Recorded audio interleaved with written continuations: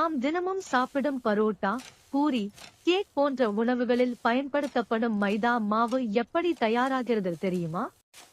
இந்த செயல்முறை கோதுமை அறுவடையிலிருந்து தொடங்குகிறது.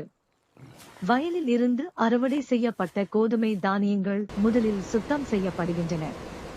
தூசி, கற்கள் மற்றும் பிற கழிவுகள் அனைத்தும் நீக்கப்படுகின்றன. அதன் பிறகு கோதுமையின் வெளிப்புற தோல் பகுதியான பிரான் மற்றும் முளை பகுதி அகற்றப்படுகிறது.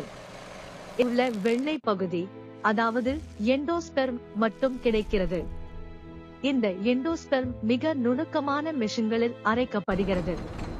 இதன் மூலம் மென்மையான மாவு உருவாகிறது. பின்னர் இந்த மாவு சலிக்கப்பட்டு இன்னும் நன்றாக மென்மையாக்கப்படுகிறது. சில தொழிற்சாலைகளில் மைதாவை வெள்ளையாக மாற்ற பிளீச்சிங் செயல்முறை. இறுதியாக தயாரான மைதா மாவு பாக்கெட் செய்து சந்தைக்கு அனுப்பப்படுகிறது. இதுவே நாம் பயன்படுத்தும் மைதா மாவின் முழு பயணம். ஆனால் நினைவில் கொள்ளுங்கள், மைதா மிகவும் சுத்திகரிக்கப்பட்டதால் அதை அளவோடு பயன்படுத்துவது நல்லது.